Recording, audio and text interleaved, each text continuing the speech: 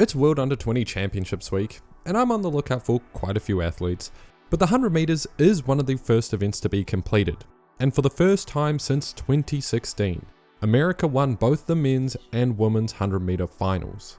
Mia Maxwell taking out the women's 100 metre over Jamaica's Shania Douglas, who heading in was my personal favourite. Away, Douglas got out. Maxwell exposing Douglas's sluggish start and barely holding off a late charge into 11.14 seconds. Holding it though at the moment. Mia just in front. Douglas comes in. Mia's won it. The first non-Jamaican woman to win this final since 2016. And while the win is great and all, based off just how tight their finish is, between you and me, I don't think we're going to see the same result in the 200. And then on the men's side, Tate Taylor devoured Jamaica's Gary Card. Card with a great start, and maybe for a second there, based off Card's 993 season's best, people thought he would take this. But no chance, Tate's finish is already at an elite level. What a moment, but it's Tate Taylor taking gold! His pocket, and I knew if I was in his pocket and I wasn't too far behind, I was going to miss it. 994 on a windless day in Eugene, Oregon. Now, I know this is titled The Future of Sprinting is American, or something like that. But if I'm being honest, it should be titled The Future of Sprinting is Tate Taylor. I know he's sick of the gout comparisons. I'm different. I'm not gout. I'm Tate Taylor. And maybe he should be, because truthfully, he's turning into what we all thought gout would be. For now anyway. All year, he's been racing straight up professionals, or the highest caliber of athlete in his age grade, and laying belt to ass. Opening his outdoor season with a 995 windy in Miramar, taking out Ronnie Baker, who came second at the US Champs just the other week.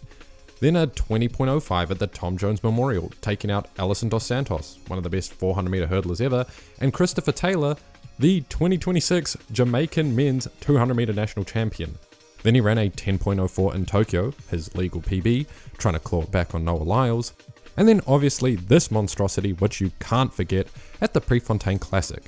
The high schooler! Oh my gosh! Look at Tate Taylor, the 18-year-old! The names speak for themselves, the time speaks for itself. If we're completely honest, it's the equal fastest 200 meter time ever run by an under 20 athlete ever, when we adjust for wind. And every single one of these races on display is an already far too developed top end speed for an athlete this young, clawing back ground on anyone and everyone that isn't Noah Lyles. I've said it before, you can't teach this type of top end speed. It's why we were all so gung-ho for gout in the first place. But to get back on track, and as to why I'm recapping his season, what I'm really trying to point out is this. Why was there a 50-50 debate between Taylor and Card of who was going to win this title? Yes, Card trains with Kashane Thompson, so he's in very capable hands. He had the better official PB heading in, an impressive 993 at the Jamaican Champs this year where he came second.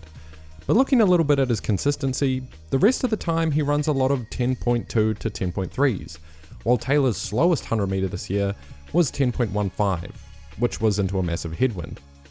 And then there's obviously the 200 speed. And I know what this sounds like, I'm not just saying this because the race is over.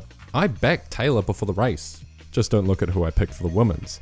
And I loosely mentioned how he unofficially equaled the under 20 200 meter world record based off wind conversions, which to be fair, aren't extremely accurate over 200 meters, but over 100 meters, these wind adjusted times are extremely accurate. And this 994, which now officially lists him as the 5th fastest under 20 athlete ever, because his 992 at the Texas State Champs last year wasn't a World Athletics certified meet, is arguably the most impressive 100 meter we've ever seen by an under 20 athlete. Because when we look at the under 20 100 meter all-time list, Letsele Tebogo's 991 world record was run in Cali, Colombia, which sits at just over 1,000 meters altitude. And for the few asking what that means, 1,000 meters altitude gives an advantage similar to that of a 2 meter per second tailwind, which equals out to about 0.1 seconds across an 100 meter sprint. And then on top of that, there's also the fact he had a 0.8 meter per second tailwind. And even when we go down a couple times, Maurice Gleaton's 992 and Miller's 993 were both run with pretty heavy tailwinds. So when we adjust the all-time list for said conditions, it looks more like this. Just another reason for me to call Tebogo a fraud. But while numbers are fun, for me anyway, that's all theoretical. So let's get real. Taylor is 18 years old. Unfortunately, he turns 19 in September, so he only gets the rest of the season to challenge the under-20 world records. But from what we've seen today, and over the past couple months, on the right day, Taylor could have had both. In terms of today, all he needed was any tailwind at all, and 991 was his. And that 1975 was straight up into a headwind. But more so than the records and fast times, because junior athletes running fast isn't unique anymore, it's the rare combination of consistency to run fast every time he steps on the track and to do it against anyone. Because of all the talented sprinters and sub 10 second juniors we've seen these last few years, only 2 have won races against legitimately stacked pro fields at Diamond Leagues: Tate Taylor and Arian Knighton. This is the standard for what should be considered a true phenom in the current trackflation era. And if we whittle it down further, Knighton wasn't really a good 100-meter runner. So by a bit of process of elimination and fact, Tate Taylor is by far the greatest under 20, 100 and 200 meter sprinter we've ever seen. So in saying that, in 2 days time, Taylor will be teeing up for the under 20 200 meter final, and in the form he's currently in, because officially he did just demolish his PB by 0.1 seconds, praying on the weather to give us a good day, we could be looking at another 19.7 or even 19.6 world record territory. Plus additionally, he's also within the qualification rankings for the World Ultimate Champs, so there's a 90% chance we see him run there as well as a genuine medal threat. But as for that under 20 100 meter world record, his time might be up as a junior athlete, unless he runs some more Diamond Leagues over the next month. But not like that really matters in the grand scheme of things anyway.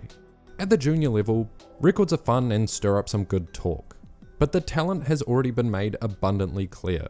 He's already winning, and I'm telling you right now, his race is far from complete.